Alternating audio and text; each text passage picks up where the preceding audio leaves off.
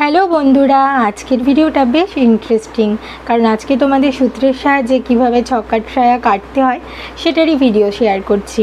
তো চলো চটপট ভিডিওটা দেখতে থাকো। প্রথমেই তোমাদের বলে দিই, ছক্কার সায়া তৈরির জন্য আমার যেই তিনটে মাপ লাগবে সেই তিনটে মাপ। তো প্রথমেই লাগছে বহর মানে এই কাপড়ের যতটা আছে চওড়া সেটা। তো আমার এখানে কাপড়ের বহর আছে 36, নিয়ে নিলাম 36। এবার যার যার কোমরের মাপ সে কোমরের মাপ অনুযায়ী কোমরের মাপটা নিয়ে নেবে। তা এখানে কোমরের মাপ আছে 34 নিয়ে নিলাম। ঝুল রয়েছে লম্বাই, মানে কোমর থেকে তোমার পায়ের লেন্থ যতটুকু সেটা হচ্ছে ঝুল, মানে এই লম্বাটা। ঝুলটা রয়েছে 38। এবার চলো এই তিনটে মাপ দিয়েই কিন্তু পুরোপুরি আমাদের ছক্কার সায়াটা তৈরি হয়ে যাবে। এই তিনটে মাপ দিয়েই কিন্তু আমাদের সায়াটা তৈরি হয়ে যাবে। প্রথমেই আমাদের লাগবে বহরের মাপ। তার আগে বলে দিই যে যখনই আমরা ছক্কার সায়া তৈরি করব অবশ্যই 4 ভাঁজে ভাঁজ করে নেব কাপড়টা। 4 ভাঁজে ভাঁজ করার পর আমরা কাটবো। প্রথমে আমাদের লাগবে বহরের মাপ। এখানে বহর আছে 36। তো বহরকে ভাগ করতে হবে 2 দিয়ে। তা যেহেতু আমাদের 36 রয়েছে বহর, এই যে 36 বহর, সেটাকে আমরা ভাগ করব ভাগ 2। সেক্ষেত্রে আমাদের বেরোবে 18।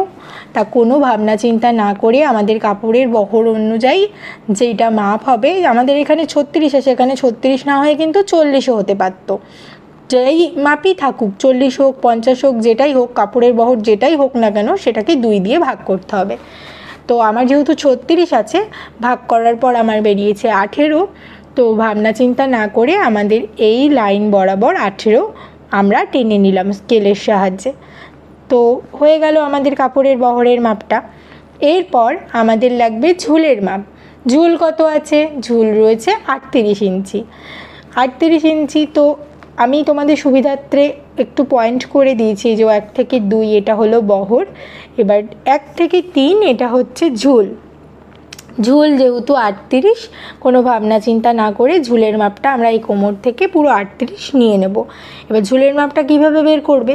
যেখানে তোমার কোমর হচ্ছে সেখান থেকে পুরো পায়ের লেন্থ অবধি তোমাদের ফিতে ধরলেই বেরিয়ে যাবে ঝুলের মাপ।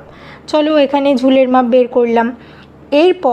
তারপর যেটা করণীয়, 2 থেকে 4, মানে 2 থেকে 4 সমান 1 থেকে 3, মানে তোমার হচ্ছে 1 থেকে 3 এটা, 2 থেকে 4 সমানও তাই, সেম হবে।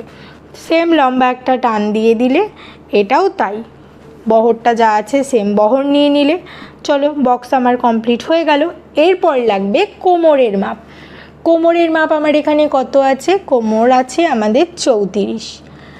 এই যে 34, এটাকে ওপরের দিকে, যখন আমরা ওপরের দিকের এই কোমরের মাপটা বের করব তখন আমরা সেটাকে 12 দিয়ে ভাগ করব।